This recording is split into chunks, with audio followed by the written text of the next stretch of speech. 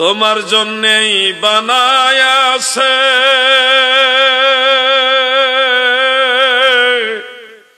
আমার আল্লাহ এই সারাটা দুনিয়া গো নবী, নবী তুমি ইমামুল আম্বিয়া। এমন একজন নবীর উম্মত হতে পেরে আপনারা খুশি না বেজার? এজন্য শুকরিয়া তান আরেকবার বলুন আলহামদুলিল্লাহ। দেখেন আল্লাহ তাআলা আমাদেরকে চাইলে হযরত আদম থেকে হযরত ঈসা পর্যন্ত এই সকল নবীদের কোন না কোন নবীর উম্মত বানাইতে পারতেন। সেই ইদ্রিস নবীর উম্মতও বানাইতে পারতেন, আইয়ুব নবীর উম্মত বানাইতে পারতেন, ইয়াকুব নবীর উম্মত বানাইতে পারতেন। আল্লাহ দয়া করে আমাদেরকে আখিরি নবী, সব নবীদের নবী, রাহমাতুল লিল আলামিন নবীর উম্মত বানাইছেন। এটা নিঃসন্দেহে আল্লাহ তাআলা যে আপনাকে আমাকে ভালোবাসেন, বেশি দয়া করেছেন, তার প্রমাণ যে আল্লাহর হাবিবের উম্মত বানাইছেন।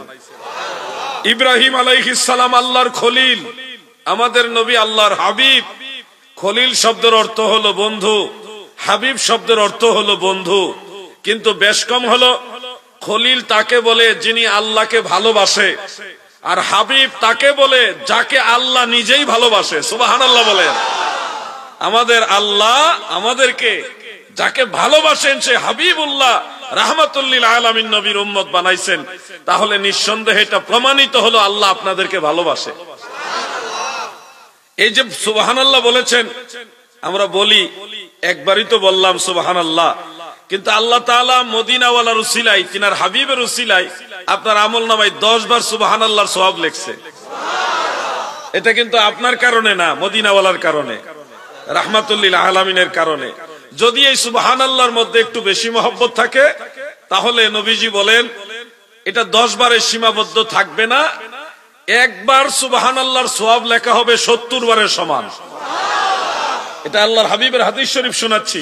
প্রিয় নবীজি বলেন যদি আরেকটু বেশি মহব্বতে আমার উম্মতেরা সুবহানাল্লাহ বলে, আমলনামায় 70 বারের সওয়াব লেখা হবে না, এটা 700 বারের সমান সওয়াব লেখা হবে। আল্লাহ তাআলার কি খাস দয়া। দয়াল নবীজি বলেন আমার উম্মত যদি আল্লাহর প্রেমে বিভোর হয়ে সুবহানাল্লাহ একবার বলে, যদি এই একবার বলাতে আল্লাহ খুশি হয়ে যায়, তাহলে আপনার এই সওয়াবটা 700 বারও লিমিট থাকবে না, এটা আনলিমিটেড হয়ে যাবে। মানে বেগাইরে হিসাব, আল্লাহ যতদূর দিয়া খুশি হয় ততটুকুই নেকি আপনাকে দিবে। সুবহানাল্লাহ। এজন্য আমাদেরকে আল্লাহ কত ভালোবাসে, এত সুযোগ সুবিধা। দেখেন নূহ আলাইহিস সালাম 950 বছর হায়াত পাইছে, তিনার উম্মতেরও তো এরকম লম্বা লম্বা হায়াত পাইছে। কোন কোন নবীর উম্মতেরা 400 বছর 500 বছর হায়াত পাইছে, আর আমরা তো 60-70 বছর হায়াত হলেই মোটামুটি এক ধরনের দুর্বল হয়ে যায়। তো এই অল্প সময়ে আগের নবীর উম্মতদের চাইতে বেশি নেকি না করলে তাহলে আমাদের নবীর উম্মত হিসেবে মর্যাদায় বড় হব কিভাবে? এই জন্য অল্প সময়ে বেশি সুযোগ সুবিধা আল্লাহ তাআলা নবীজির খাতিরে করছেন। যেমন একটা উদাহরণ দিচ্ছি, আপনারা যে ফজরের নামাজের সুন্নত পড়েন 2 রাকাত, আল্লাহর হাবিব বলেন এই 2 রাকাত সুন্নতের মর্যাদা খায়রুম মিনাদ দুনিয়া ওয়া মা ফিহা। উম্মতেরা গো, এই দুনিয়ার মধ্যে যত ধন রত্ন আছে, যত খাজিনা ভান্ডার আছে, যত অর্থ আছে, ডায়মন্ড গোল্ড আছে, সবকিছু যদি এক পাল্লায় রাখা হয়, আমার উম্মতের 2 রাকাত সুন্নত নামাজ ফজরের সুন্নতের মর্যাদা আল্লাহর কাছে আরো বেশি হয়ে যাবে। আপনাদের জন্য আরেকটা সুসংবাদ আছে, সহিহ মুসলিমের মধ্যে উল্লেখ, এই জামানায়, শেষ জামানায় কেউ যদি নামাজে হোক, বিভিন্ন সময়ে হোক, সে যদি একটা সেজদা দিতে পারে, প্রত্যেক সেজদা তার কাছে এই গোটা দুনিয়া এবং দুনিয়াতে যা আছে 7,000 ধন না, আকাশচুম্বী স্বর্ণের চেয়েও আপনার একটা সেজদার দাম আল্লাহর কাছে আরো বেশি। এই মহান ইজ্জত সম্মান মদিনাওয়ালার কারণে পাইছেন, আল্লাহর হাবিবের কারণে পাইছেন। কোথায় আপনি এত নেকি করবেন?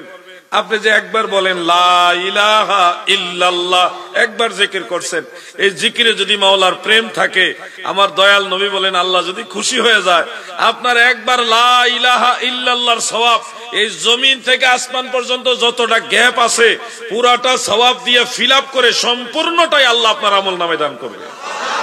এটা কেন দিবে? আল্লাহর হাবিবের উম্মত আপনি, রাহমাতুল্লিল আলামিন নবীর উম্মত আপনি। আপনাকে কিভাবে অন্য সব নবীর উম্মতের চেয়ে শ্রেষ্ঠ বানানো যায়, এটা মদিনাওয়ালার ইজ্জতের খাতিরে আল্লাহ তাআলা করবে। সুবহানাল্লাহ বলেন। এই জন্য আমরা জিকিরে দুরুদে কখনো কোনো কার্পণ্য করব না, ইনশাআল্লাহ বলেন। দুরূদ শরীফ আল্লাহুম্মা সাল্লি মারহাবা মাওলানা মুহাম্মদ ওয়া আলা আলি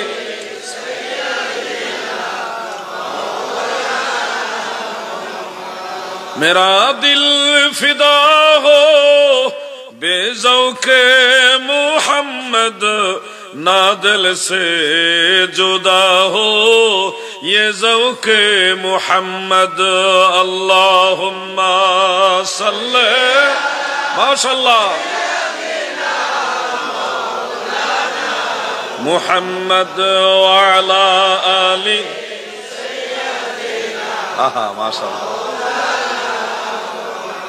আমার দাদু ভাইয়েরা, আপনারা যে দুরূদ শরীফ পড়লেন, কত মায়া দিয়ে কত মহব্বত দিয়ে নবীর দুরূদ পড়লেন। এই দুরূদ শরীফ যখনই পড়েছেন তখনই আপনার নাম, আপনার পিতার নাম, আপনার দাদার নাম, বাড়ি কোন গ্রামের ঠিকানা সহকারে এক শ্রেণীর ফেরেশতারা আপনার দুরূদ শরীফ সোনার মদিনায় রহমতের নবীর কদম মুবারকে জমা দিয়ে দিয়েছে। দুরূদ শরীফ জমা হতে আপনার কি লাভ হবে? হাসর ময়দানে যেদিন কঠিন বিচার দিবস কায়েম হবে, আল্লাহ তাআলা নিজেই বিচারক হয়ে যাবে, সেদিন আমার দয়াল নবী আপনার এই দুরূদ শরীফ নিয়ে আল্লাহর দরবারে দাঁড়াবে। আল্লাহ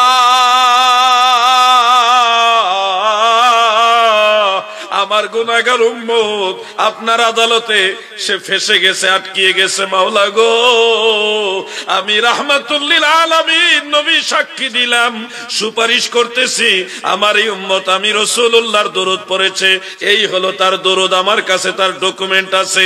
আমার নবীজি এগুলি পেশ করে আপনার পক্ষে সুপারিশ করবে। আমার দয়াল নবী বলেন, আমি রাসূলুল্লাহ যার পক্ষে সুপারিশ করব, আমার আল্লাহ খুশি হয়ে তাকেই জান্নাতে দিয়ে দিবে। তাফসীরে কবীরের মধ্যে ইমাম ফখরুদ্দিন রাজি রাহমাতুল্লাহ আলাইহি ওয়ালা সাউফা ইউতিকা রাব্বুকা ফাতারদা, এই আয়াতের তাফসীরের মধ্যে উল্লেখ করেছেন প্রিয় নবীজির হাদিস শরীফ। দয়াল নবীজি বলেন, আমার একজন গুনাহগার উম্মত যদি জাহান্নামে থাকে, আমি রাহমাতুল লিল আলামিন নবী একজন গুনাহগার উম্মত রেখেও জান্নাতে যাব না। সুবহানাল্লাহ বলেন। তাহলে কত ভালোবাসে আমার দয়াল নবীজি আপনাদেরকে, কত ভালোবাসে। ওই তুলনায় আপনারা কি মদিনাওয়ালাকে ভালোবাসেন? ওইরকম ভালোবাসেন না গো দাদু, যতই বলেন ভালোবাসি, ঘাটতি আছে, দুর্বলতা আছে। এই জন্যই তো মসজিদের জামাতে মুসল্লির ঘাটতি পাওয়া যায়, বিশেষ করে ফজরের নামাজে। বেজার হইলেন? ভালোবাসার দাবি মুখেও করতে হবে, কাজেও পরিণত করতে হবে। তাহলে হাসরের ময়দান আপনাকে আর সুপারিশই করা লাগবে না, বিনা হিসাবে জান্নাত আল্লাহ দিবে। কিছু মানুষ আছে তাদের বিচারই হবে না, তাদের বিচারই হবে না। মারা যাওয়ার পরে কবরে মুনকার নকির আসে, প্রশ্ন করে, তারপরে হয় জান্নাতের বাগান কবর হবে, ইল্লিনে অথবা সিজ্জিনে যাবে। কিছু মানুষ আছে যাদের কবরে মুনকার নকির আসবেই না, তারা ইন্তেকালের মাধ্যমেই জান্নাতের বাগানে চলে যাবে। 8 প্রকার মানুষ আছে। কয় প্রকার মানুষ? 8 প্রকার মানুষ যাদের কবরে কোনো প্রশ্ন করা হবে না। মান লা ইউসআলু ফিল কবর, কবরের মধ্যে যাদের প্রশ্ন করা হবে না, তাদের ব্যাপারে হাফেজ জালালউদ্দিন সুয়ুতী রাহমাতুল্লাহ আলাইহি শারহুস সুদুরের মধ্যে এই সবগুলি রেফারেন্স দলিল একসাথে আনছে। আমি কি দুই একটা বলবো? একটা হলো, প্রতিদিন যদি সূরা মুলক তিলাওয়াত করতে পারেন, প্রতিদিন না পারেন, মাঝে মধ্যে গ্যাপ গেল, মেজরিটি সময় আপনারা চেষ্টা করলেন সূরা মুলক, তাবারাকাল্লাযী বিয়াদিহিল মুলক ওয়া হুয়া আলা কুল্লি শাইইন কাদির। এই সূরাটার মধ্যে 30টা আয়াত আছে। রাহমাতুল লিল আলামিন নবী, আমার দয়াল নবীজি বলেছে, এই সূরা যারা তেলাওয়াত করবে তাকে কবরের মধ্যে কোনো ফিতনায় গ্রাস করবে না, কবরের কোনো সওয়াল, কোনো প্রশ্ন দিয়ে তাকে ডিস্টার্ব করা হবে না। সে ইন্তেকালের মাধ্যমে ঘুমাবে আর জান্নাতের বাগানে রূহ নিয়ে যাওয়া হবে।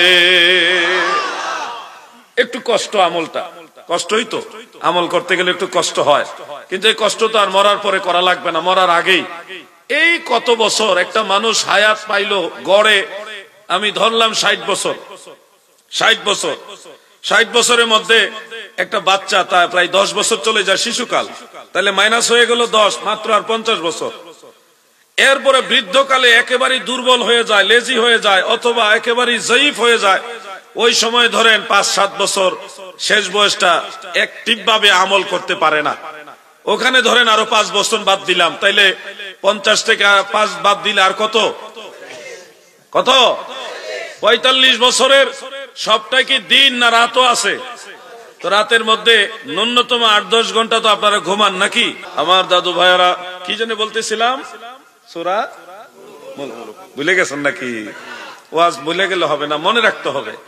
আমরা চাই মানুষের মধ্যে ধর্মের সংস্কার আসুক, ধর্মের পরিশুদ্ধতা আসুক, ধর্মের মধ্যে আমলের যে পিউরিটি এটা আসুক, এটা আমরা চাই।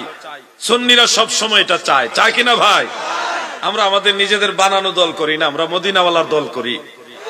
আমাদের দলের প্রতিষ্ঠাতা রাহমাতুল লিল পৃথিবীর সমস্ত পীর মাশায়েখ উলামা ফুকাহা ফুজালা খুলাফা সুলাফা আউলিয়া সবাই সেই নবীর দল সুন্নি জামাতের অনুসারী, ঠিক কিনা বলেন? প্রিয় ভাই আমার, 8 প্রকার মানুষ যাদের কবরের মধ্যে মুনকার নকির এসে প্রশ্ন করা লাগে না, আমার আল্লাহ তাদেরকে প্রশ্ন করার মাধ্যমে বিরক্ত করবে না, সম্মান দিয়ে তাদেরকে এই ঘাট পার করায় দিবে। তাদেরকে সরাসরি ইল্লিনের মধ্যে জান্নাতের বাগানে শোয়াবে। কেমন ভাবে শোয়াবে জানেননি? যেটা মিশকাত শরীফের মধ্যে উল্লেখ, তার দৃষ্টিশক্তি যত দূর পর্যন্ত যাওয়া সম্ভব, আমার দয়াল নবী বলে তার কবর তত দূর পর্যন্ত প্রশস্ত করে জান্নাতের বাগান বানায় দেওয়া হয়। এটা হলো মৃত্যুর আগ পর্যন্ত, কিয়ামতের আগ পর্যন্ত। যেটা আমি বলতে চেয়েছিলাম, আমি আবার কথাটা নতুন করে প্রথম থেকে বলি, নাইলে আপনাদের মেমোরিতে জিনিসটা পুরোপুরি খেয়াল থাকবে না।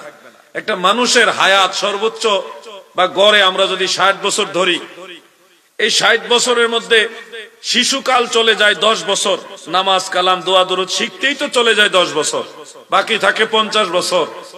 এর মাঝে বৃদ্ধকালে একেবারে দুর্বল যখন হয়ে যায়, তখন ইবাদত ওইভাবে মানুষ করতে পারে না, তখন ধরে নিলাম 5 বছর, এখানে আরো 5 বছর মাইনাস হয়ে গেল, তাহলে রইল আর কত বছর? 45 বছরের মাঝে আপনার তো সবটাই দিন না রাতও আছে। 8 থেকে 10 ঘন্টা মানুষ ঘুমায়, প্রত্যেকেই ঘুমায়, ঘুমাইতেই হয়, মানুষ ঘুমাতেই হবে আপনাকে। তাহলে এখানে আপনার 45 বছরের একেবারে না হলে 70% সময় আপনার ঘুমের মধ্যে চলে যায়। 70% যদি চলে যায়, আইডিয়ার উপর আমরা ধরে নিচ্ছি 45 বছরের মধ্যে আপনার প্রায় 30 বছর না 20 বছর সামথিং আপনার ঘুমের মধ্যে চলে যাচ্ছে। 20 বছরই বাদ দিলাম, আর কত রইল? 25 বছর হলে আপনার দিনে জাগ্রত অবস্থায় কাটবে। এই 25 বছরের দিনের জাগ্রত অবস্থার পুরাটাই তো আপনার নামাজ কালাম জিকির আজকার তসবিহ তাহলিল ইবাদত বন্দেগী নিয়ে কাটাইবার সুযোগ নাই। ব্যবসা বাণিজ্য আছে, চাকরি নকরি আছে, বিভিন্ন লেনদেন আছে, জমি জমা আছে, কত কাজ। এর ফাঁকে হলো নামাজ। বেশিরভাগ সময় আমাদের কেটে যায় হলো দুনিয়ার কাজ করতে করতে, ব্যবসা লেনদেন, জমি জমা, চাষবাস, আত্মীয় স্বজনে দেখাশোনা, পারিবারিক কাজ কর্ম সবকিছু, এটাই আমাদের বেশিরভাগ, মানে 3 ভাগের 2 ভাগ সময় কাটে শুধু দুনিয়ার কাজ করতে করতে। তাহলে আপনি এখানেও 25 বছর থেকে আরো 15 বছর মাইনাস করেন, 60 বছরের মধ্যে ইবাদত করার মতো চান্স আছে মাত্র 10 বছর। হিসাবটা কি বুঝে আসতেছে আপনাদের? এই 10 বছর আপনার জিন্দেগিতে টাইম দেওয়া আছে ইবাদত করার। এই 10 বছর যদি ঠিক মতো আল্লাহ তাআলাকে রাজি খুশি করে নবীর তরিকা মোতাবেক চলতে পারেন, আখিরাতে অনন্ত কাল আল্লাহ আপনাকে ভালো রাখবে। ভাই আমার, একটু গভীর ভাবে চিন্তা করবেন এই কথাগুলো, খামখেয়ালি করে কথাগুলি এই কানে ঢুকায় আরেক দিকে বের করে দিবেন না, একটু সিরিয়াসলি চিন্তা করেন। এর মাঝে 10 বছরে আপনার আগের নবীর উম্মতেরা কোথায় 900 950 বছর হায়াত, 400-500 বছর হায়াত, আপনি পাইতেছেন মাত্র 10 বছর। এই 10 বছর আগের এই নবীদের সবার চাইতে সেরা হইবেন কেমনে? এই সেরা বানাইবার জন্য অফারের পর অফার, সুযোগের পরে সুযোগ, আমার আল্লাহর স্পেশাল দয়ার উপরে দয়া কিভাবে করেছেন আপনি সুবহানাল্লাহ একবার বলেন। মাওলার প্রেমে বিভোর হয়ে বলতে পারলে একবারের সওয়াব হয়ে যাবে বেহিসাব। আল্লাহ যদ্দুর দিয়ে খুশি হয় ওদ্দুর দিয়ে আপনার আমলনামা ফিল আপ করবে। জিকির একবার করেছেন লা ইলাহা ইল্লাল্লাহ, আপনি জিকির করেছেন একবার, যদি খুশি করে আল্লাহকে বলতে পারেন, খুশি করার জন্য বলতে পারেন, তাহলে আল্লাহ তাআলা একবারের সওয়াব কদ্দুর দিয়ে খুশি ওদ্দুর দিয়ে আপনাকে আমলনামা ফিল আপ করে দিবে। এগুলি হলো স্পেশাল অফার। আপনি মাহফিলে বসে আছেন, এখানে বসে আছেন, মাঝে মধ্যে আমি যখন কথা বলতেছি মাঝে মধ্যে আল্লাহ এবং আল্লাহ রাসূলের মহব্বতে দুরূদ শরীফ, জিকির, সুবহানাল্লাহ, আলহামদুলিল্লাহ এগুলি বলতেছেন। এছাড়া বাকি সময়টাই তো চুপচাপ বসে আছেন, শুনতেছেন। কিন্তু আপনি জানেন দারিমি শরীফের মধ্যে হাদিস উল্লেখ যে কেউ যদি এই ওয়াজ মাহফিলে বা কোরআন হাদিসের আলোচনার মজলিসের মধ্যে বসে জ্ঞান আহরণ করে এইটুকু সময়, অর্থাৎ সামান্য সময়, ধরেন 1 ঘন্টা, এই 1 ঘন্টার ফজিলত আল্লাহ আপনাকে দিবে সারা রাত দাঁড়িয়ে নফল নামাজ পড়লে যতটুকু সওয়াব পাইতেন এর চেয়ে বেশি সওয়াব দিবে এই মাহফিলে বসে থাকলে। এটা হলো স্পেশাল অফার। কেন? মদিনাওয়ালার কারণে, আল্লাহর হাবিবের ইজ্জতের কারণে। ভাই আমার, বন্ধুরা আমার, এশারের নামাজ সর্বমোট আমরা 17 রাকাত পড়ি, বা অনেকে পড়ার চেষ্টা করে, অনেকে পড়েন না। 9 রাকাত 11 রাকাত পরেই বের হয়ে যান মসজিদ থেকে। কিন্তু আজকে আপনাদের বলে যায় এশারের নামাজের ফরজ 4 রাকাত, এরপরে আছে 2 রাকাত সুন্নত, এরপরে আছে 2 রাকাত নফল, এরপরে বিতের, বিতেরের পরে আবার 2 রাকাত নফল, ফরজের আগে 4 রাকাত সুন্নত আছে। আমি সবটার ব্যাখ্যা দিব না, শুধুমাত্র এটুকু বলি রাহমাতুল লিল আলামিন নবীর উম্মত হয়ে কেমন লাভবান হয়েছেন আপনারা। এই এশার নামাজের ফরজের পরে 2 রাকাত সুন্নত এবং নফল যারা আদায় করে গো, রাহমাতুল লিল আলামিন নবী বলেছেন আমার উম্মতের আমলনামায় এই সুন্নত নফল বিতরের আগে পড়ার কারণে প্রতিদিন লাইলাতুল কদরের সমান সওয়াব দেওয়া হবে।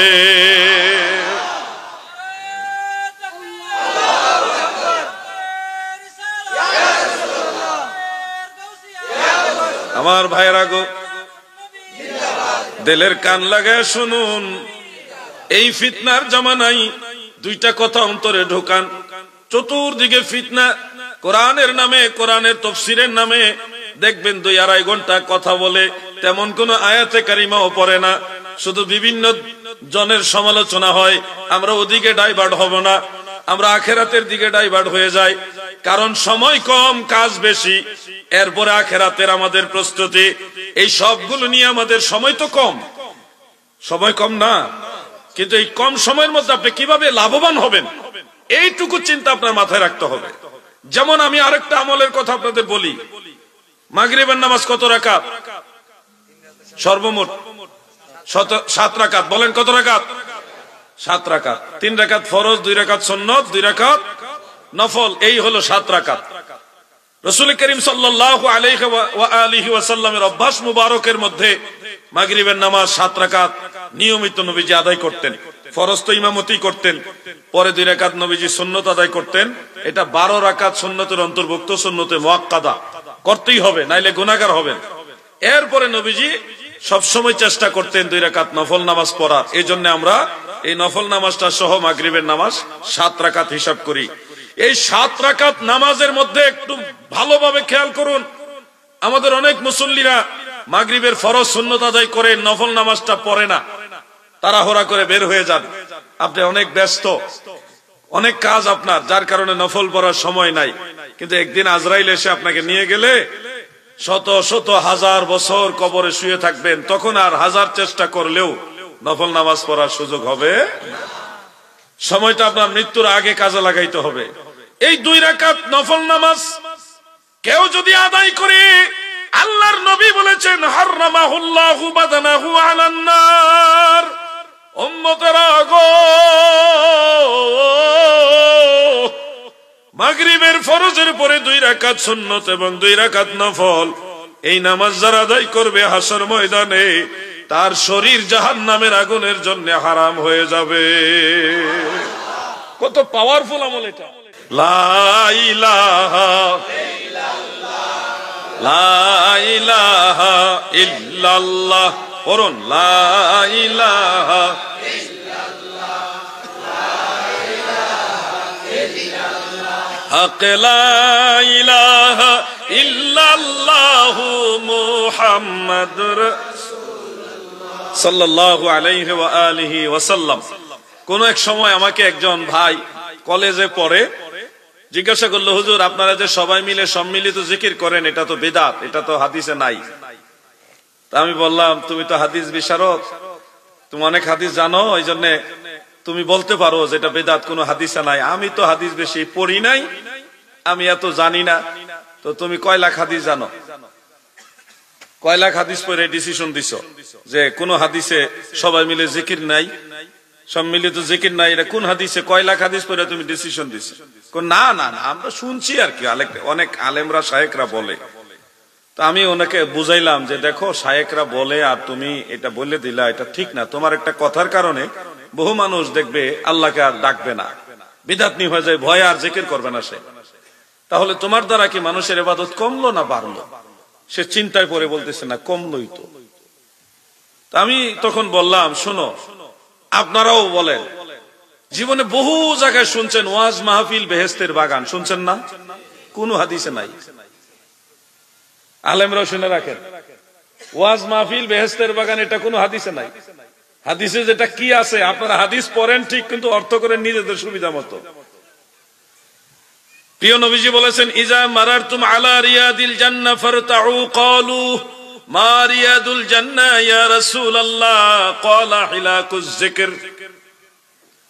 নবীজি বলছে, জান্নাতের বাগানের পাশ দিয়ে যাওয়ার সময় তোমরা সেই জান্নাতের বাগানের ফল ভক্ষণ করিও। আল্লাহর রাসূলকে প্রশ্ন করা হলো, মা রিয়াদুল জান্নাহ ইয়া রাসূলুল্লাহ, জান্নাতের বাগান কি? দুনিয়াতে জান্নাতের বাগান কোনটা? দয়াল নবীজি বললেন, হিলাকুজ যিকর। সবাই একসাথে গোল হয়ে বসে আল্লাহর জিকির যেই মজলিসে করে ওটাকে বলা হয়েছে জান্নাতের বাগান। ওয়াজ মাহফিল না, জিকিরের মাহফিল।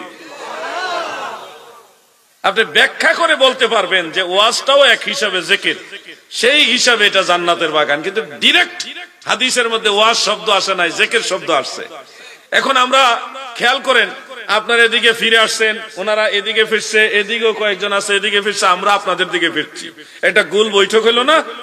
এই ধরনের গোল মজলিসে, গোল বৈঠকে যারা আল্লাহর জিকির করে, এটাকে আল্লাহ রাসূল সাল্লাল্লাহু আলাইহি ওয়াসাল্লাম জান্নাতের বাগান বলছেন। তাহলে সবাই মিলে গোল হয়ে বসলে কি একা একা জিকির হয় না সম্মিলিত জিকির হয়? আমি আমার ওই কলেজ পড়ুয়া যুবক ভাইকে বুঝাইলাম, তুমি তো ওয়াজ শুনলা, ওয়াজ করো মাঝে মানুষের মাঝে যে জান্নাতের বাগান ওয়াজ মাহফিল, হাদিসে তো ওয়াজ মাহফিলের কথা নাই। বুঝাই দিয়েছি, বড় কা এইভাবে তো খেয়ালই করছি না। খেয়াল করতে হবে ভাই আমার, সম্মিলিত জিকির এটা এমন এক ফজিলতপূর্ণ জিকির। সহিহ মুসলিমের মধ্যে উল্লেখ, আল্লাহর হাবিব বলেন, কোন জিকিরের মজলিসের পাশে কেউ যদি দাঁড়িয়ে থাকে, সে জিকির করে না, এমনি দাঁড়িয়ে দাঁড়িয়ে দেখতেছে মানুষ কিভাবে জিকির করে দেখতেছে। দয়াল নবী বলেন, ওই লোকগুলি দাঁড়িয়ে থাকার কারণেও আমলনামা থেকে গুনাহ খাতা মাফ হয়ে যাবে। দয়াল নবী তুমি গুণমণি, এই পাপী লোক তরাইবেন বলে গো নবী, পাক কোরআনেতে শুনি গো নবী। দয়াল নবী তুমি গুণমণি, বলুন না, দয়াল নবী রহমতের ভান্ডার নবী, তুমি নূরের খনি, প্রেম কইরাছেন তোমার সঙ্গে ও নবী স্বয়ং আল্লাহ কাদের গো নিগো নবী দয়াল নবী তুমি গুণমণি বলুন দয়াল নবী।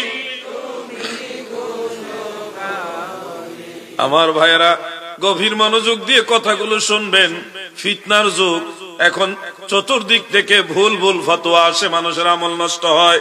ছিল সাদ্দাত নমরুদয় কারণ ছিল মিশর অধিপ ফেরাউন ধনে জনে মানে নাহি ছিল নুন্ন নবী পদবিনে ভাব সবে মিশে দুদিনের পরে যাহা যাবে চলে সেই ঘিলটি লটি পালটিলে মিশে মোহ বসে জ্ঞান হারাইলে নাহি বই যে দিলে আক্ষেপের সেলো। এগুলি বাংলা ছন্দ, কিন্তু আপনারা মনোযোগ দিলে দেখবেন এই কথাগুলি খুবই গুরুত্বপূর্ণ। আমি আপনাদের মনোরঞ্জনের জন্য গজলগুলি গাইছি না, এই গজলগুলির মাধ্যমে আপনাদেরকে একটা হেদায়েতের বাণী, একটা নূর আপনাদের কলবে ঢুকানোর চেষ্টা করছি। আল্লাহর ওয়াস্তে ওয়াজ কম শুনেন, কিন্তু আপনারা গুরুত্ব দিয়ে শুনেন। এই দিন দিন না, আরো দিন আছে, এই দিনে টেনে নিবে সেই দিনের কাছে। আমার আপনার মতো বহু বীর বাহাদুর পালোয়ান, বহু ক্ষমতাধর শক্তিধর প্রভাবশালী ব্যক্তিরা নিস্তেজ পাওয়ারলেস হয়ে মাটির নিচে শুয়ে গেছে। একবার মরে গেলে পৃথিবীতে দ্বিতীয়বার আর কেউ ফিরে আসতে পারেনি, পারবেও। এই কথাগুলো আপনাদের মনে রাখতে হবে। আমি যখন নওগাঁ গিয়েছিলাম, নওগাঁ সদর থানার সম্মানিত ওসি সাহেব আমাকে বললেন, হুজুর আমি একজন মুসলমান, কিন্তু আমার কষ্ট হলো আমি এই থানায় রয়েছি বেশ অনেক দিন। এই থানায় ভাই ভাইয়ের মাথায় বাড়ি দিয়েছে এমন ব্যক্তির মামলা আসে, কিন্তু সবগুলি মুসলমানের মামলা। জমি দখল করছে, ভাই ভাইয়ের জমি, কোন হিন্দু মামলা করতে আসে না, শুধু মুসলমানরা ভাই ভাইয়ের জমিরে দখল করতেছে, মারতেছে। এই মামলা, মুসলমানদের এত মামলা কেন? এত ওয়াজ, এত মাহফিলের পরে, এত ওয়াজ, এত মাহফিলের পরে মুসলমানরা কেন ভাইয়ের জমি, বোনের জমি, প্রতিবেশীর জমি দখল করে? মামলা টানতে টানতে, এই মামলা লিখতে লিখতে আমি বড় টায়ার্ড হয়ে গেছি। এত ওয়াজ তাহলে কোন দিকে যাচ্ছে? কি ওয়াজ হচ্ছে? ওয়াজের ফজিলতটা কি? হিন্দুরা তো ওয়াজ হয় না, তারা তো মামলা করতে আসে না, মুসলমানরা কেন তো মামলা করতে আসে? আমাকে ওসি সাহেব বললেন। আমি কি ওয়াজ উত্তরের জবাব দিব বলেন? কি জবাব দিব বলেন? আপনারাই তো ওয়াজ শুনেন, ওয়াজ শুনেন না আপনারা? আমরা যারা বক্তা, আমরা ওয়াজ করতেছি, বক্তা ওয়াজ করতেছে, সে নিজেও কিন্তু, সবাই না, কিছু বক্তা সে নিজেও আমল করে না, যার কারণে কথা তাসির নাই মানুষের মাঝে। আর আমরা ওয়াজ শুনতেছি, ওয়াজ শুনতে শুনতে মুসলমান হয়ে মুসলমানের মাথায় বাড়ি দিতেছি। সাধারণ একটা ইস্যু নিয়ে কাফের মুশরিক বানাই দিয়া একটা মরা মানুষের কবর পর্যন্ত ভেঙে ফেলতেছি। আমাদের মাঝে জীবিত মানুষ, এটা তো পরের কথা, একটা মরা মানুষ কবে মারা গেছে তার কবরটা নিরাপদ না। আমরা কি ইসলাম শিখেছি, কি মদিনাওয়ালার আদর্শ শিখেছি? আমি বুঝাতে চাচ্ছি যারা মাজার ভাঙতেছে তাদের কথা। একটা মানুষ মারা গেছে, সেই মরা মানুষের কবর ভেঙ্গে যারা ইসলাম কায়েম করতে চায়, আমি জানি না তারা কোন ইসলাম কায়েম করতে চায়, তাদের কাছে তো একটা মানুষের কবর নিরাপদ না, তাদের কাছে জীবিত মানুষ নিরাপদ হবে কিভাবে? সামান্য স্বার্থের বিরুদ্ধে গেলেই তারা মানুষের উপর আঘাত করবে। এটা তো ইসলামের শিক্ষা না। একটা মানুষ মারা গেছে, সেই মরা মানুষটাকে লটকায়া হাজার হাজার মানুষের সামনে, তারপরে সেই মানুষটাকে অপমান করতেছে, এটা কি ইসলাম শিক্ষা দিয়েছে? মরে গেলে তার আর কিছু থাকে? এরপরে লটকাইয়া আবার তাকে মারতেছে। এটা কোন ইসলামের শিক্ষা? রাজনৈতিক দৃষ্টিতে নেবেন না, মানবিক দৃষ্টিতে নেবেন। ইসলাম কখনো এরকম কঠোর না। ইসলাম কখনো মানুষকে এইভাবে নোংরা কাজ শিক্ষা দেয় না, অমানবিক কাজ শিক্ষা দেয় না। ইসলাম কত দয়াশীল জানেন? আরব দেশগুলিতে এখনো দেখবেন কোন ব্যক্তি যদি এমন অন্যায় করে যে অন্যায় তার মৃত্যুদণ্ড, সে মারা মানে ফাঁসির অর্ডার হয়েছে, অথবা যেভাবে ওই দেশের আইন মোতাবেক তাকে মৃত্যুদণ্ড দিতে হবে, এই মৃত্যুদণ্ড কার্যকরের আগে যদি ওই ব্যক্তি এসে বলে, বাদী এসে বলে আমি মাফ করে দিলাম, তাকে মাফ করে দেওয়া হয়।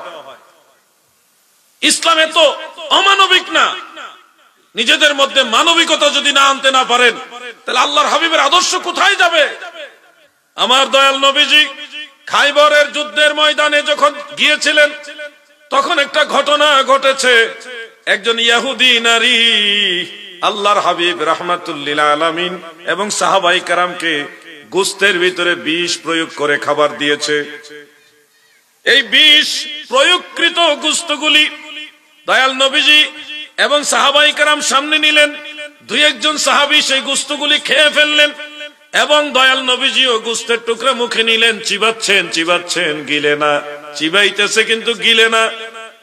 হঠাৎ নবীজি সেই গোশতটা ফেলে দিয়ে জিজ্ঞাসা করলেন, ও ইহুদি নারী, তুমি তো আমাদের খাবার দিয়েছো, তুমি বলো তো এই খাবারের মধ্যে কি দিয়েছো? কারণ এই খাবারের গোশতগুলো আমাকে বলতেছে, ইয়া রাসূলুল্লাহ, আপনি আমাকে খাবেন না, আমার মধ্যে বিষ দেওয়া আছে। গোশতগুলি আমাকে বলতেছে তুমি এর মধ্যে বিষ দিয়েছো। ও ইহুদি নারী, তুমি এটা কেন করলে?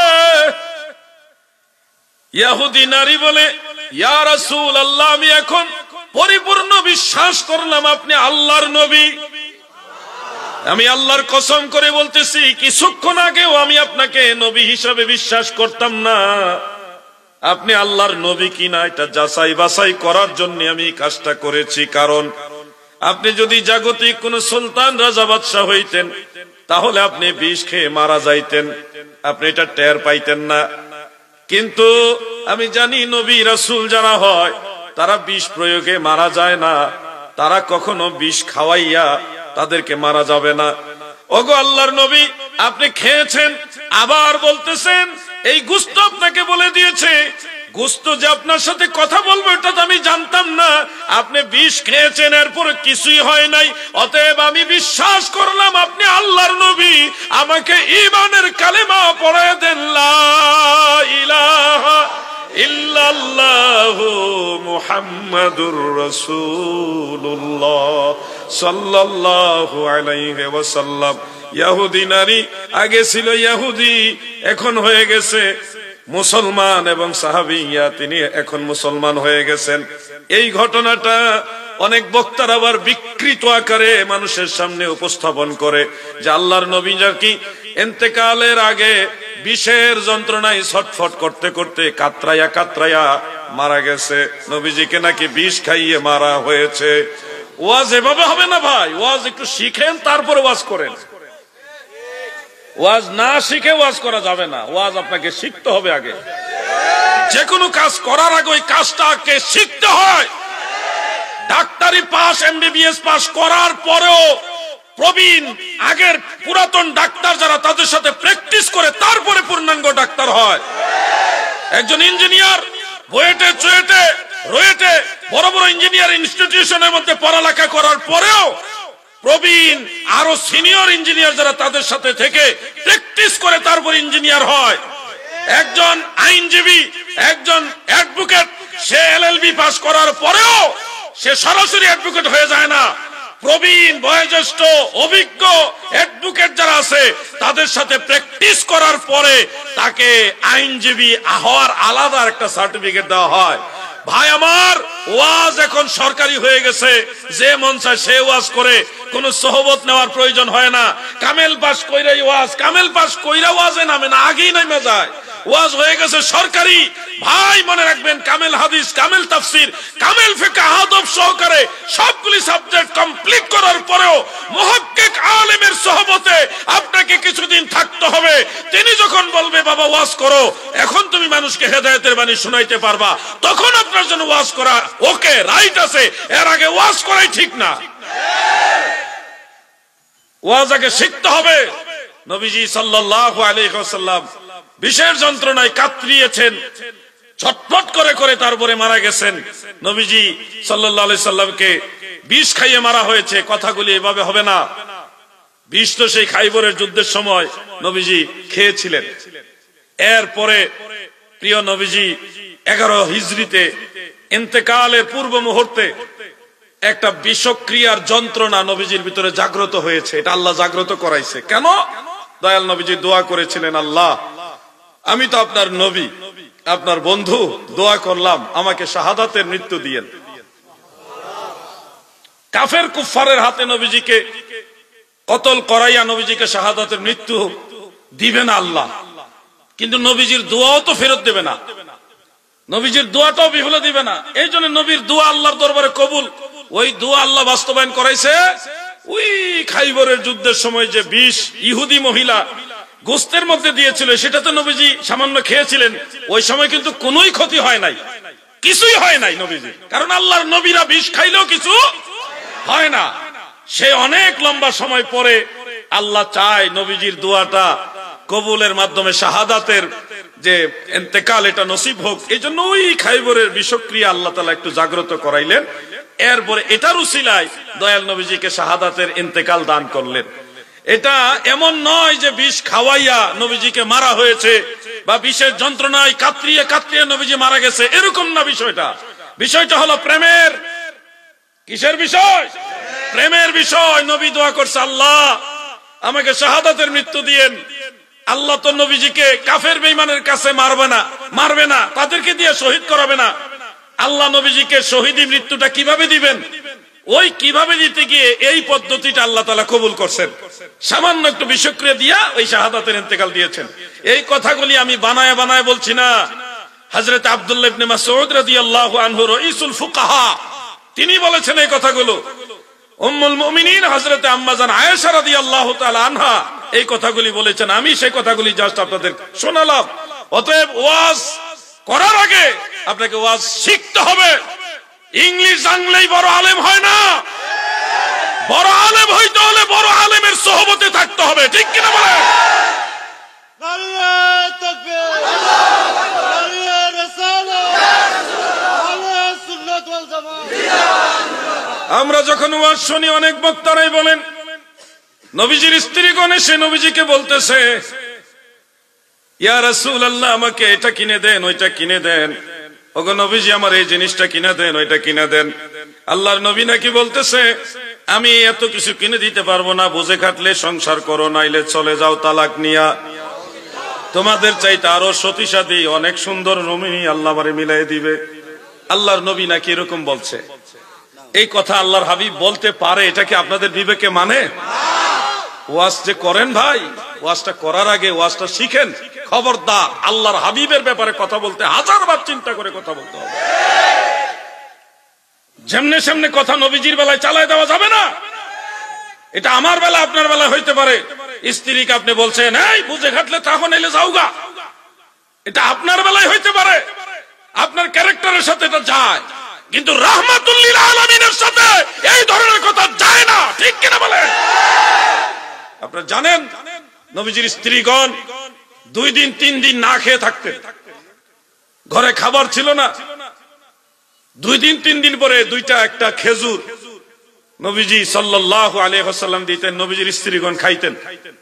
কোনদিন নবীজির সামনে নবীজির কোন স্ত্রী মলিন চেহারা নিয়ে আসেনি, বরং তিনারা বলতেন, ইয়া রাসূলুল্লাহ 2 দিন 3 দিন ধরে যদিও খাইনি, কিন্তু আপনি যখন ঘরে আসেন আপনার নূরের চেহারা দেখলে আমাদের পেটের ক্ষুধার যন্ত্রণা ভুলে যায়। এটা ছিল আল্লাহর হাবিবের স্ত্রীগণের আদর্শ।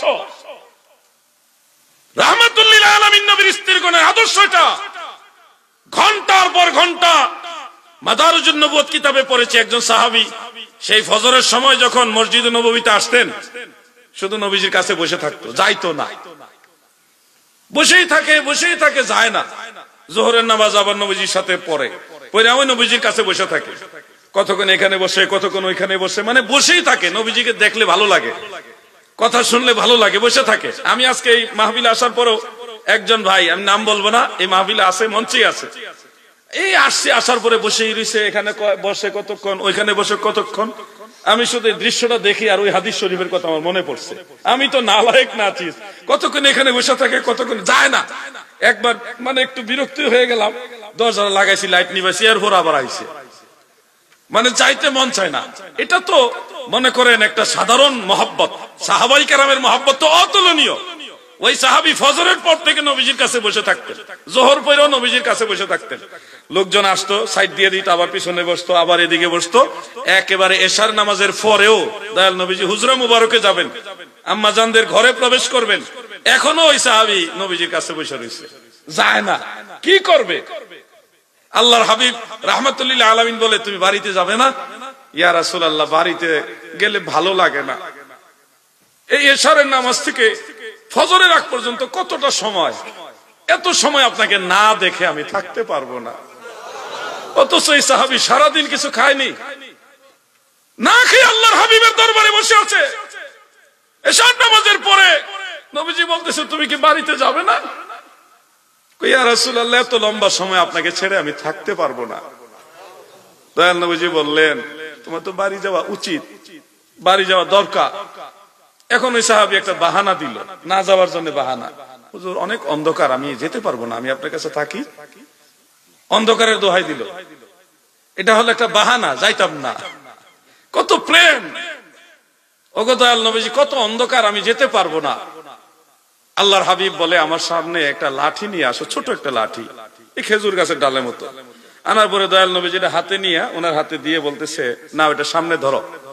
সামনে ধরার পরে এই খেজুর গাছের ডালের থেকে টর্চ লাইট দিলে লাইট জ্বলে না, ঠিক এরকম লাইট জ্বলতেছে। এটা নবীজির মুজিজা, অলৌকিক ঘটনা। বলতেছে, এই লাইট দিলাম, এই লাইট ধরে রাস্তা দেখে দেখে বাড়িতে যাও, আবার ফজরের সময় এসো, যাও। তারপরে ওনাকে আর রাখলেন না, বাড়িতেই পাঠাইলেন। সাহাবায়ে কেরামের আদর্শ ছিল এটা। ওনারা একদিন, দুই দিন, 3 দিন না খেয়ে থাকলেও বলতেন, ইয়া রাসূলুল্লাহ, আপনাকে দেখলে ভালো লাগে, পেটের ক্ষুধার যন্ত্রণা ভুলে যায়। নবীজির স্ত্রীগণ আরো উত্তম, না খেয়ে থাকলো তিনারা হাসি মুখে যখনই নবীজি হুজরা মুবারকে প্রবেশ করতেন, নবীজিকে দেখে হেসে বলতেন, ইয়া রাসূলুল্লাহ, আপনাকে দেখলে পেটের ক্ষুধার যন্ত্রণা ভুলে যায়। সুবহানাল্লাহ, কত ভালোবাসে আমার নবীর স্ত্রীগণ আমার দয়াল নবীজিকে। তিনারা আমাদের মা, আমাদের মা তো এমন দামি মা, সারা পৃথিবীর মহিলাদের জন্য ওনারা উদাহরণ, নমুনা। ওনারা আমার দয়াল নবীজিকে এভাবে ভালোবাসতেন। আমাদের মায়েরা এমন দামি মা। আর আমার ভাই বক্তা হয়েছে, বক্তা হয়ে তিনি আমার দয়াল নবীজির স্ত্রীগণকে, আমাদের মাদেরকে মানুষের সামনে এইভাবে তুলে ধরছে। ওনারা নাকি নবীজিকে বলতেছে, আমাকে এটা কিনে দেন, ওইটা কিনে দেন, এটা কিনে দেন, ওইটা কিনে দেন, আমার এটা লাগবে, ওটা লাগবে। আর রাসূল পাক সাল্লাল্লাহু আলাইহি ওয়াসাল্লামকে ওই বক্তা মানুষের সামনে এইভাবে তুলে ধরছে। নবীজি বলছে, আমি এত কিছু দিতে পারবো না, বুঝে খাটলে থাকো, নাইলে তালাক নিয়ে যাও, এর চেয়ে তোমাদের চেয়ে আরো ভালো সতীসাধী নারী আল্লাহ আমারে মিলাই দিব। চিন্তা করছেন নবীজির চরিত্র মোবারককে কিভাবে মানুষের সামনে তুলে ধরে, আর নবীজির স্ত্রীগণকে কিভাবে তুলে ধরে। এগুলি আবার অনেকে শুনে জিন্দাবাদ দেয়। শোনো পাগলা, তুমি জানো না গোটা পৃথিবীতে আমার নবীর মতো সুন্দর চরিত্রের মতো আর কোন নবীরও নাই, ঠিক কিনা বলে? যার চরিত্র মোবারকের প্রশংসা আল্লাহ নিজে করেছে। আমার নবীজির আদর্শ মোবারকের প্রশংসা করেছে কে? আল্লাহ। এজন্য নবীজির ব্যাপারে কথা বলতে গিয়ে খুব হুঁশিয়ার। আমি কারো বিরোধিতার জন্য কথাগুলি বলছি না, সত্য সঠিক জিনিসটা আপনাকে জানতে হবে। যদি সঠিক জিনিসটা আপনি না বুঝেন, আপনি দেখবেন ওই জুসে জুসে ঈমান হারায় ফেলছেন, জোয়ারের সাথে আপনি ভেসে চলে গেলেন জাহান্নামের আগুনের দিকে। আল্লাহ আমাদের সবাইকে হেফাজত করে, বলে না আমিন। আমার এই কথায় কেউ রাগ হয়েছেন ভাইজান? আমি কারো কি এই আলোচনায় কারো হিট করছি, কারো গালাগালি করছি? সত্য কথাটা তুলে ধরছি। এইভাবে হবে না, এইভাবে হবে। এইভাবে ঘটনাটা নয়, এইভাবে ঘটনাটা। তো সত্য কথাটা কাউকে না কাউকে তো বলতে হবে, নাহলে তো গোটা সমাজে মিথ্যাটাই প্রতিষ্ঠিত হবে। আমার নবীজির আদর্শ মোবারক সম্পর্কে আপনাদের কারো কোনো সন্দেহ আছে? আরে ভালো যদি বাসতে হয় নবীকে বাসো, মন যদি দিতে হয় নবী। সবাই বলেন, ভালো যদি বাসতে হয় নবীকে বাসো, মন যদি নবী। আমার নবীজির শানে গজলগুলি হাফেজ অলিউল্লাহ আশিকি সাহেব মাঝে মধ্যে বলে, খুব ভালো লাগে। আগে নবীর শানে গজল গাইতো তুফাজ্জল হোসেন ভৈরবী সাহেব। চিনেননি আপনারা? না, আপনারাও চিনেন। বহুদূর ওনার বাড়ি, সেই ভৈরব, আর আপনারা হলেন কক্সবাজার। এত দূরেও চিনেন। কেন চিনেন? নবীর মহব্বতে চিনেন। উনি নবীর সম্মান গাইতো, তাই না? মা বাবার ওয়াজ করতেন। মা বাবার কথা মতো যে জন চলে না, আল্লাহ নবীজির দয়া তারা পাবে না। হায়রে আল্লাহ নবীজির দয়া তারা পাবে। এই গজলগুলি এখন আর শোনা যায় না। নতুন নতুন অনেক গজল বাড়িয়েছে, কিন্তু আমার মনে হয় ওই গজলগুলির মধ্যে ফায়েজ বেশি, তাসির বেশি। এগুলি গাওয়া উচিত, কি উচিত কিনা? ঠিক আছে, অনেকক্ষণ ধরে তো আমি একা একা কথা বলতেছি, আপনারা বড় আরামে আছেন। আপনারা একটু দুরূদ শরীফ পড়েন, সওয়াবও হবে, অলসতা কাটবে। ধরা খেয়ে গেছে মুরব্বী, ধরা খেয়ে গেছে পুরা। যাক, সারাদিন কষ্ট করছে, শরম দেওয়া যাইব না। বাবার বয়সী কষ্ট কইরা তাও তো বইয়া রইছে, যে এটাই তো ভেরি গুড। বইয়া রইছে, ঘুমাইয়া ঘুমাইয়া বইয়া রইছে, তাও বইসা রইছে, এটাও খারাপ না। কইরা তো গেছে না, তো মুরব্বী আর ঘুমায়েন না, বাইর দিয়া ঘুমায়েন। আল্লাহুম্মা সাল্লি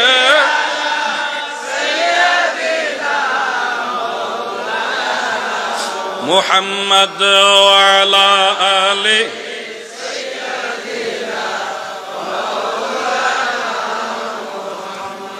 আল্লাহুম্মা সাল্লি আলা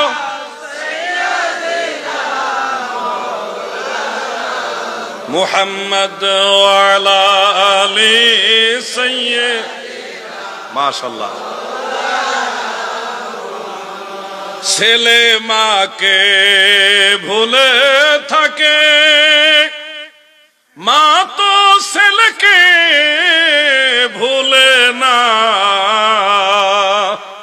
রোজ হাসরে দয়াল নবী গো আমাদেরকে ভুইলেন না। আল্লাহুম্মা সাল্লি। এই ছোট ভাই দরুদ পড়ো, মহব্বতে পড়ো। ওই যে মুহাম্মদ ওয়া আলা আলি। মাশাআল্লাহ।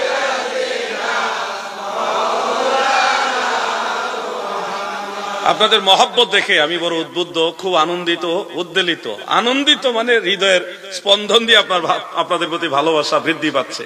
দরুদ শরীফ পড়ার সময় যে একটা তাল লন আপনারা, এই যে একটা জুস, এটা একটা ব্যতিক্রম জুস। এটা কিন্তু আমি বলি নাই যে আপনারা ঝুল দিয়া দরুদ পড়েন, এটা আপনারা নিজেরা পড়তেছেন। এটা মূল বিষয়টা হলো, কেউ একজন বলছিল জিকিরের সময় মাথা ঝাঁকি মারো কেন? আল্লাহ আল্লাহ এইভাবে ঝাঁকি মারো কেন? তারে কইছিলাম, ভাই কোরআন শরীফ পড়ার সময় আপনি এইভাবে ঝাঁকি মারেন কেন? ওইটা তো কোরআনের মহব্বতে আসে। আমি বললাম এটাও আল্লাহর মহব্বতে আসে। দরুদের ঝাঁকি, এই মাথার ঝোল, শরীর নড়াচড়া, এটা আসে মদিনাওয়ালার মহব্বতে। ঠিক কিনা বলে? আল্লাহুম্মা সাল্লি মাওলানা মুহাম্মদ ওয়া আলা আলি সাইয়্যিদিনা। মাশাআল্লাহ। যে মই যাসে ইশকে নবী কি বাতার জাত,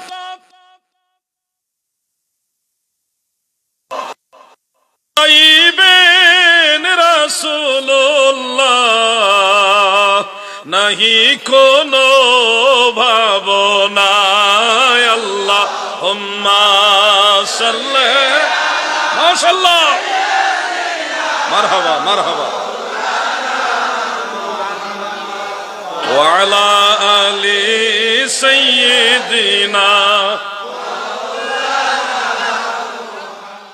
আমার দাদু ভাইয়েরা গো, একটা বিষয় না বললে মনে হয় এটা একটা অপূর্ণ থেকে যাবে। আসার পরে আমি এলাকার যুব সমাজ যারা এই মাহফিলের আয়োজক কমিটি, তাদের আন্তরিকতা ভালোবাসা এটা দেখে আমি খুবই আনন্দিত, উদ্বেলিত এবং তাদের জন্য দোয়া করছি মন থেকে। এদের মধ্যে অনেক মহব্বত, আন্তরিকতা। হয়তো তারা অনেক বেশি শিক্ষিত না, কিন্তু অনেক মহব্বত তাদের হৃদয়ের মধ্যে আছে। আল্লাহ তাআলা মদিনা ওয়ালার উসিলায় তাদের এই খেদমত, মেহনত, সার্বিক বিষয়টা যেন কবুল করেন, বলেন আমিন। আমাদের সুন্নি ছেলেরা এরকমই হয়, আদব বলা হয়। আমরা চেষ্টা করি নবীজির শানে শব্দ চয়নও আমরা কত সতর্ক। এজন্য আল্লাহর হাবিবের উম্মত যারা, নবীর প্রেমিক যারা, তাদের মধ্যে আদব কায়দাও বেশি থাকে, ঠিক কিনা ভাই?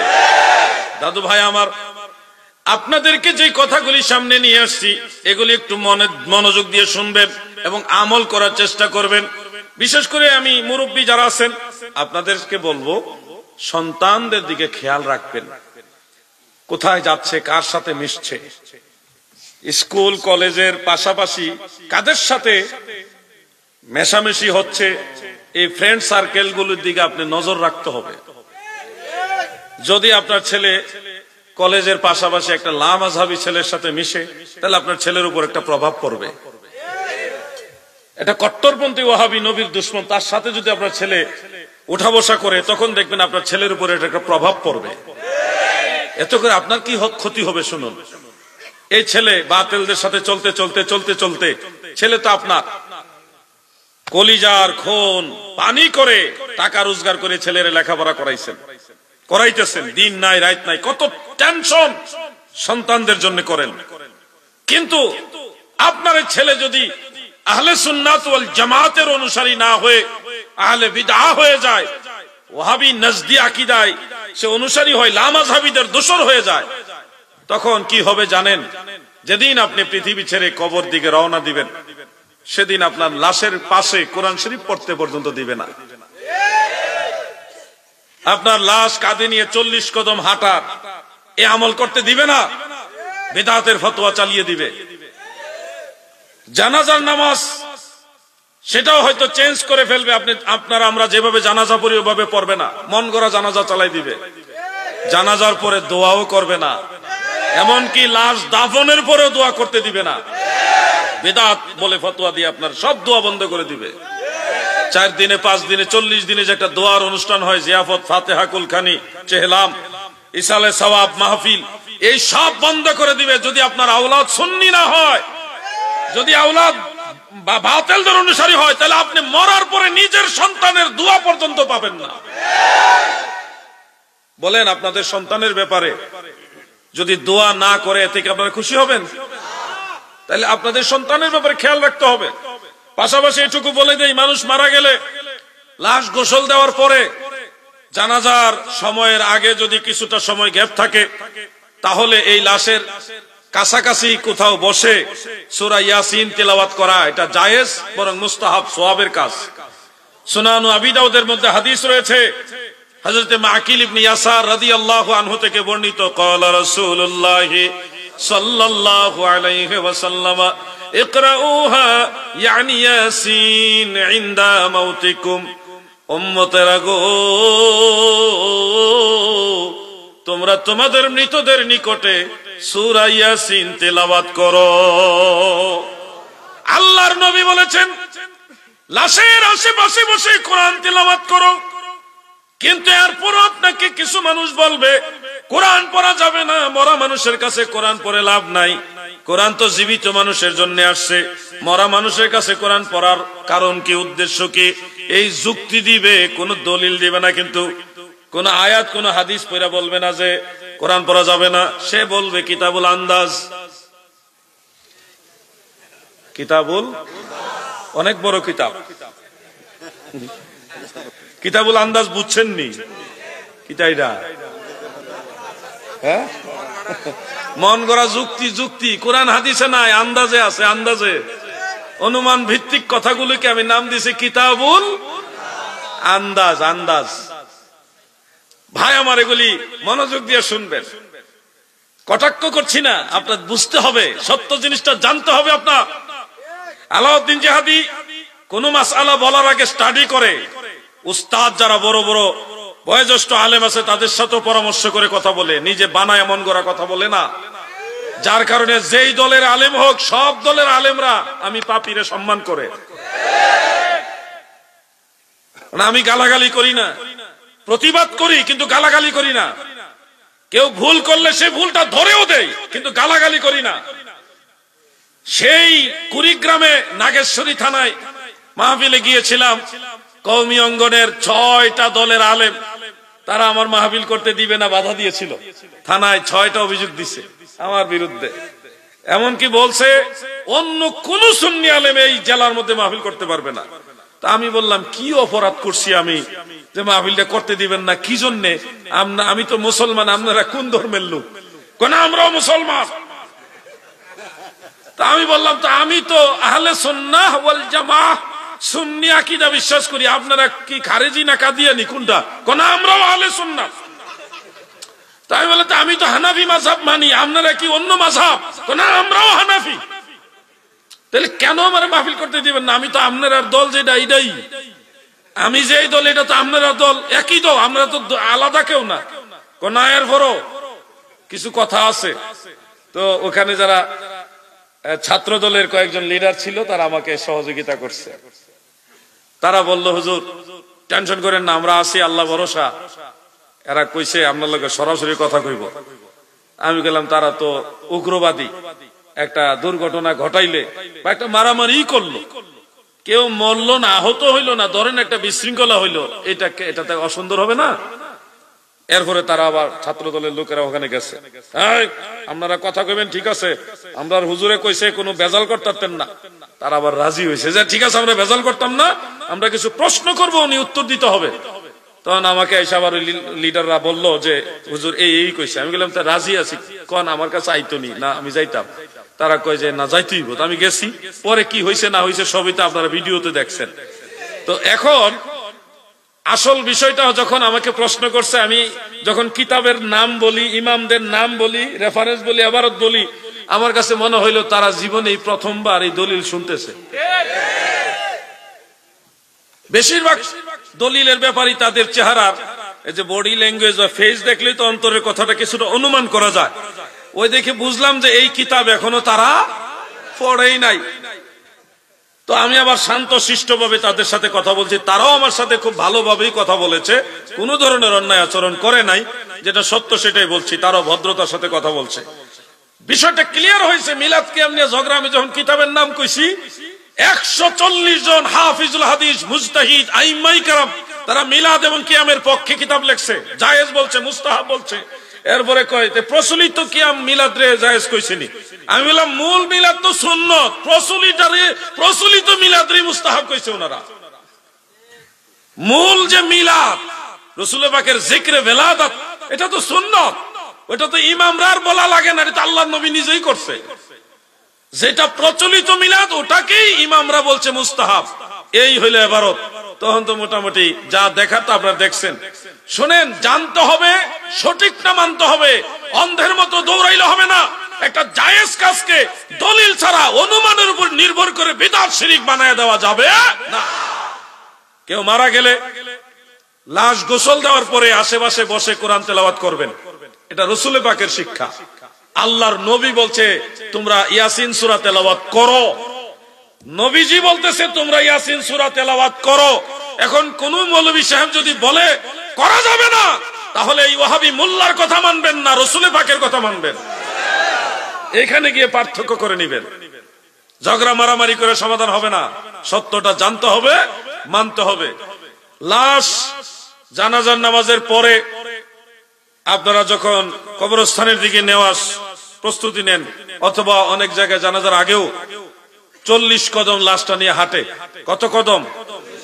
40 কদম। আপনারা কি আমলটা করেন কিনা? করবেন। যদি জিজ্ঞাসা করেন হুজুর এই 40 কদম হাঁটার এটার কি দলিল আছে কিনা বা এটার ফজিলত কি, তাহলে আমি আপনাদেরকে শুনিয়ে দিচ্ছি।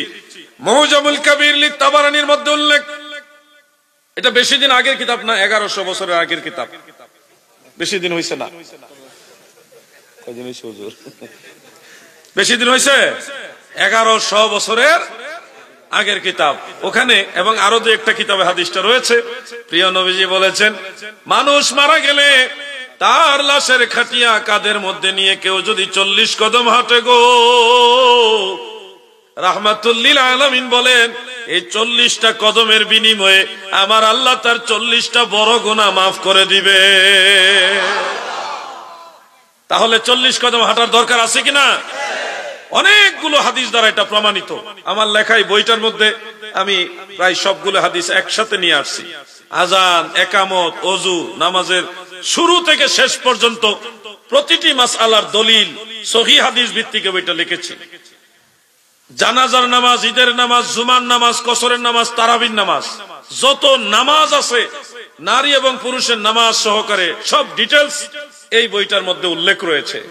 আপনারা প্রত্যেকের ফ্যামিলিতেই এই বইটা নিয়ে যাবেন, কাজে লাগবে। আপনারও লাগবে, আপনার ছেলে মেয়েরও লাগবে বইটা, আপনার স্ত্রীরও লাগবে। ফ্যামিলি মুসলমান মানে বইটা আপনার দরকার হবে। নামাজের বই একটা ঘরে থাকা দরকার আছে না নাই? এটা 500 টাকা হাদিয়া সংগ্রহ করে রাখবেন। মাহফিলে সম্মানিত প্রধান অতিথি সাহেব, শ্রদ্ধেয় ভাই জনাব নুরুল ইসলাম সাহেব, ভাইকে আমি আর কি দিব, আমার তো টাকা পয়সা ওরকম নাই, যা আছে মসজিদ মাদ্রাসা কিতাবা দিলে কাটাই দিই। আর ওনারা তো আমরা সেটা আর অনেক টাকার মালিক, টাকা দেওয়াটা এটা আদবের মধ্যে পড়ে না। আমি একটা ক্ষুদ্র উপহার আমার ভাই নুরুল ইসলাম ভাইকে দিলাম, এই বইটা গিফট করলাম ওনাকে।